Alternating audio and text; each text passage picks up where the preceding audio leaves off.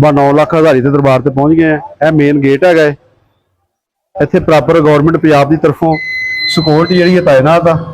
Punjab police के जवान बैठे हुए हैं, प्रॉपर सिक्योरिटी का इंतजाम है।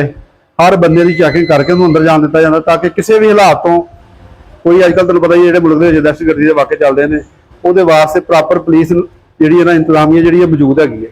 यह दरबार का हाता है, बाबा 9 लाख हज़ारी के दरबार का हाता शरीफ है, तो बहुत खूबसूरत बनया है। बाकी अंदर जाके तुहानूं मजीद दरबार के मतलब भी दसदे हैं। गेट तो वड़दियां सारी महकमा काफ का दफ्तर है, जो प्रॉपर उपर बैठे हुए हैं, इंतजामिया बैठी हुई है। नीचे लंगर खाना है, यह लंगर खाने वास्ते जगह हैगी है। इत्थे प्रॉपर जो लंगर खाना जो वो लंगर तकसीम किया जाता है।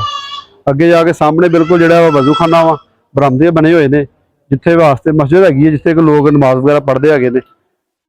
बाकी सेन है काफ़ी सारा, बड़ा सेन है। कुछ दरख्त लगा है बेरी का दरख्त है। बाकी अंदर जाके तुहानूं दरबार का भी विजिट कराने हैं। यह सामने मज़ार है हज़रत बाबा 9 लाख हज़ारी का, बड़ा प्यारा गुंबद है।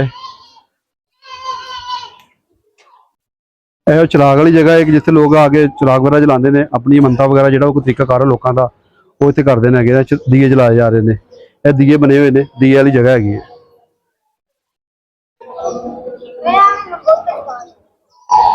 यह गेट है हज़रत बाबा 9 लाख हज़ारी का जो मज़ार है ना, वह गेट है मेन। ऊपर लिखा है हज़रत बाबा 9 लाख हज़ारी। प्रॉपर दरबार के अंदर दाखिल हो रहे हैं, बड़ा ही खूबसूरत है। मेन दरवाजा है बाजार का।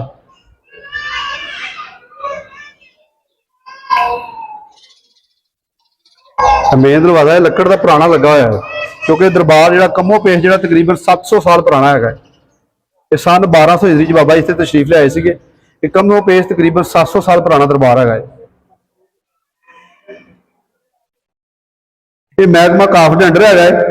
इस तो जो गले छले रखे हुए हैं महकमा काफ के, इंतजामिया मौजूद हैगी। इत्थे इजाजत लैके वीडियो बनाई जा रही है। महकमा काफ के कोलों पहले इजाजत ली हुई है। यह बाबा जी का मज़ार है, जिस लिखा है हज़रत बाबा 9 लाख हज़ारी। फूल वगैरह पाए हुए हैं, जो मनने वाले बाबा जी ने वो डेली इतने फूल वगैरह भी आके पा के जाते हैं। लोग फूल दी चादर भी चढ़ाते हैं। बाकी अंदरों जो बहुत खूबसूरत मज़ार है, पुराने दौर का बनया है। अल्लाह ताला के नाम पुराने पाक दी आयतां जिहड़ियां लिखियां हुई हैं। 4 चफेरे ना पूरे अंदर पूरे हाल दे विच ही कुरान पाक की आयत लिखी है चारों तरफ ही। और उपरों गुंबद बहुत खूबसूरत है, काफ़ी उच्चा बनया है, तो बहुत खूबसूरत है।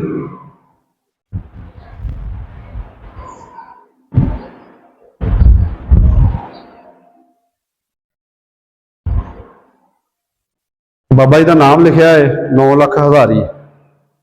बाबा जी 9 लाख हज़ारी इस तो कहते हैं कि आपने जोड़े मुर्शद से उन्होंने आपको कोई कुरान पाक की एक आयत दसी सी जी कि आप पढ़ना भुल गए, यानी कि याद नहीं रहा कि मैं कितनी दफ़ा पढ़ी हैगी।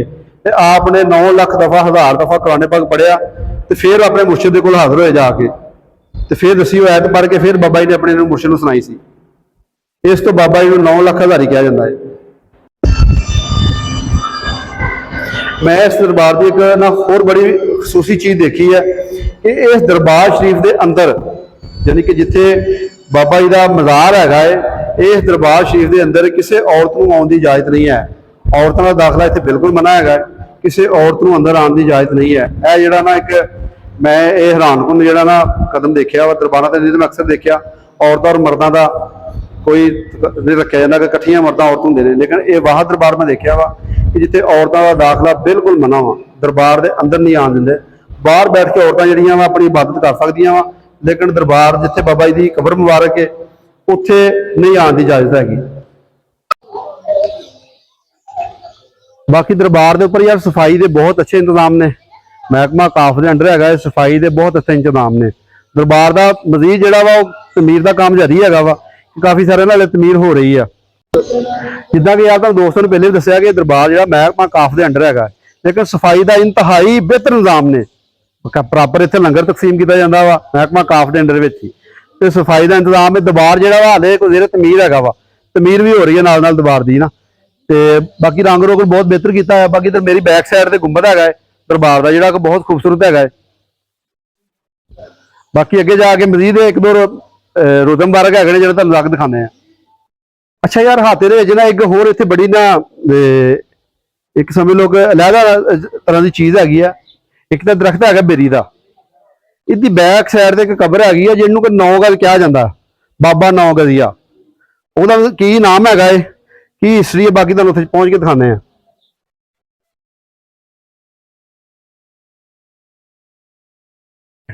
ਬਾਬਾ ਜੀ ਦਾ ਨਾਮ ਹੈਗਾ ਸੈਯਦ ਸ਼ਰਫੁਦੀਨ ਅਲ ਮਰੂਫ ਸਰਕਾਰ ਬਾਬਾ 9 ਗਜ਼ੀਆ।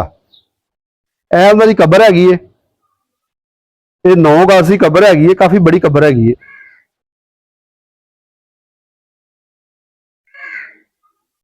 ਇਹ ਸਾਰਾ ਮਜ਼ਾਰ ਹੀ ਮਹਿਕਮਾ ਕਾਫ ਦੇ ਅੰਡਰ ਹੈਗਾ ਏ, ਤੇ ਸਫਾਈ ਸਫੂਈ ਦੇ ਮਾਸ਼ਾਅੱਲਾ ਬਹੁਤ ਅੱਛੇ ਇੰਤਜ਼ਾਮ ਨੇ।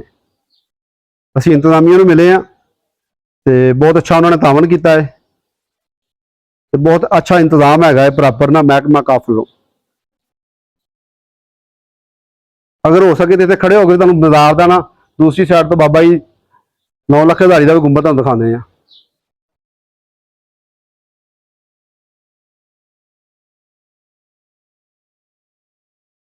ਇਹ ਸੀ ਜੀ ਜਿਹੜੀ ਕਬਰ ਮੁਬਾਰਕ ਹੈਗੀ ਹੈ ਸੈਯਦ ਬਾਬਾ ਸੈਯਦ ਸ਼ਰਫੁਦੀਨ ਅਲ ਮਰੂਫ ਸਰਕਾਰ ਬਾਬਾ 9 ਗਜ਼ੀਆ।